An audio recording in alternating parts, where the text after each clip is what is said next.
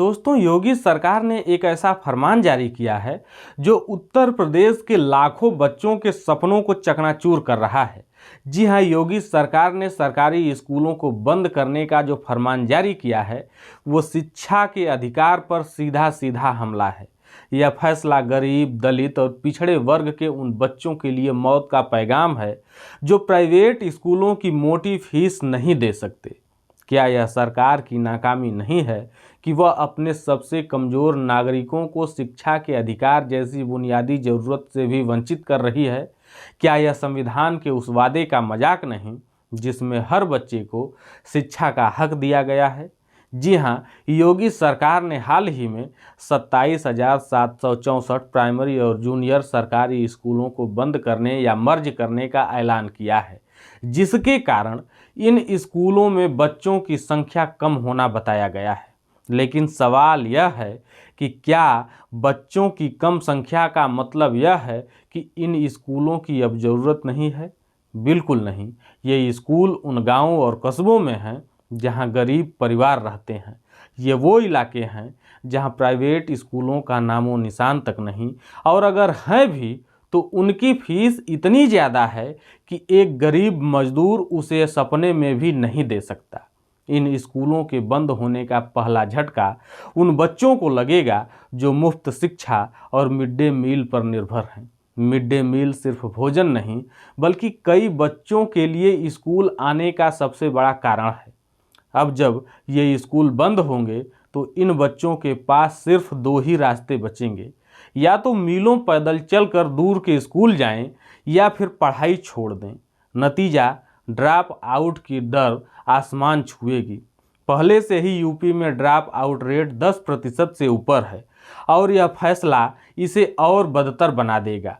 क्या योगी सरकार को यह नहीं दिखता कि वह बच्चों के भविष्य के साथ खिलवाड़ कर रही है, या फिर यह सब जानबूझकर किया जा रहा है ताकि गरीब हमेशा गरीब ही रहे? अब जरा सोचिए, इन स्कूलों में पढ़ने वाले ज़्यादातर बच्चे कौन हैं? गरीब मजदूरों के बच्चे, दलित परिवारों के नन्हे सपने और पिछड़े वर्ग के वो नौनिहाल जिनके लिए सरकारी स्कूल ही एकमात्र शिक्षा का सहारा है। प्राइवेट स्कूल की फीस सुनकर ही इनके माँ बाप के पसीने छूट जाते हैं। एक औसत प्राइवेट स्कूल जो कि छोटे शहरों में या गांवों कस्बों में है, उसकी सालाना फीस 20,000 से 50,000 रुपए तक होती है। दूसरी तरफ एक गरीब मजदूर महीने में मुश्किल से 10,000 रुपए कमा पाता है, वो भी पूरे साल नहीं कमा पाता। ऐसे में सरकारी स्कूल ही इन बच्चों के लिए रोशनी की किरण है, लेकिन योगी सरकार इस रोशनी को भी छीन रही है। इन स्कूलों के बंद होने से दलित और पिछड़े बच्चों का भविष्य अंधेरे में डूब जाएगा। यह सिर्फ शिक्षा का सवाल नहीं है दोस्तों, बल्कि सामाजिक न्याय का भी मसला है। संविधान ने इन वर्गों को बराबरी का हक दिया है और सरकारी स्कूल उस हक को पूरा करने का जरिया है। लेकिन अब इन बच्चों को या तो मजदूरी करनी पड़ेगी या फिर खेतों में काम करना पड़ेगा। क्या यही है योगी सरकार का सबका साथ सबका विकास, या फिर यह सिर्फ नारा है जिसके पीछे गरीबों को कुचलने की साजिश छिपी है? योगी सरकार का यह फैसला उसकी नाकामी का सीधा साधा जागता सबूत है। पिछली सरकारों ने शिक्षा को मजबूत करने की भरपूर कोशिश की थी। सर्व शिक्षा अभियान हो, मिड डे मील योजना हो, या फिर स्कूलों में बुनियादी सुविधाएं लाने की कोशिश, इन सब ने लाखों बच्चों को जो स्कूल नहीं जाते थे, जिनके माँ बाप ने स्कूल के बारे में सोचा नहीं था, उनको स्कूल से जोड़ने का काम किया। लेकिन योगी सरकार ने इन कोशिशों को ठंडे बस्ते में डाल दिया। स्कूलों में टीचर नहीं है, शिक्षा विभाग में 2 लाख से ज़्यादा पद खाली पड़े हैं।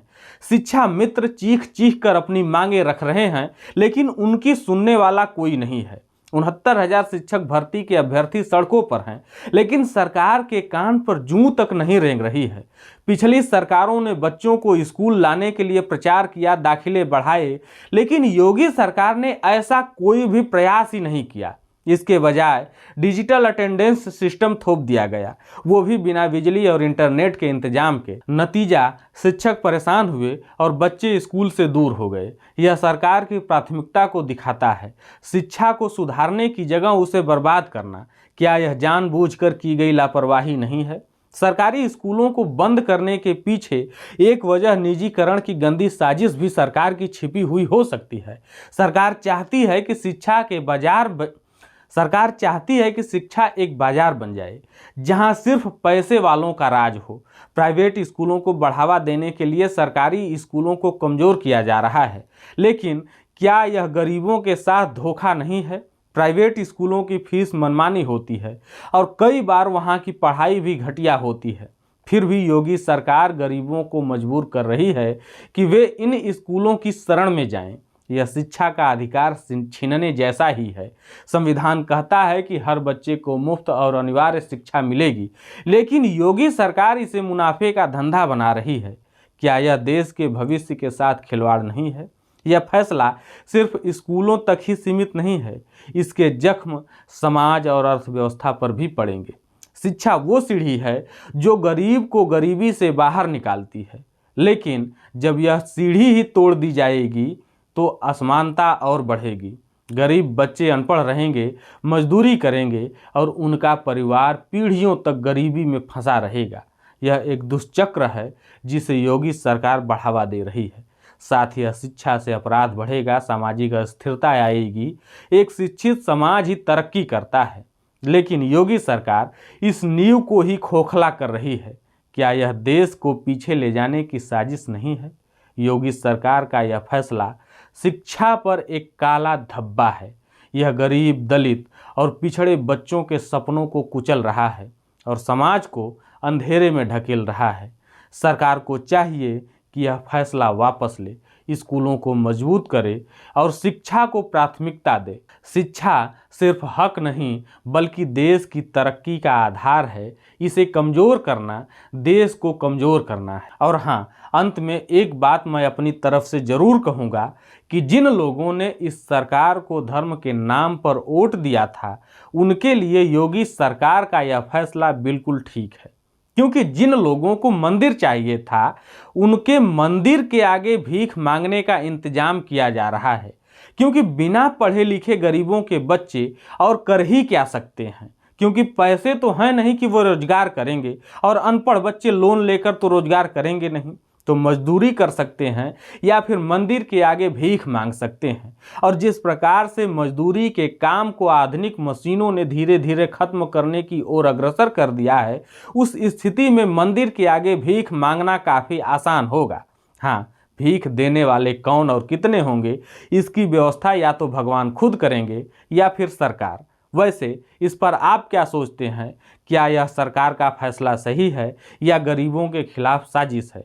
कमेंट में अपनी राय हमें ज़रूर बताएं। वीडियो पसंद आई हो तो इसे लाइक, शेयर और हमारे चैनल को सब्सक्राइब जरूर करें।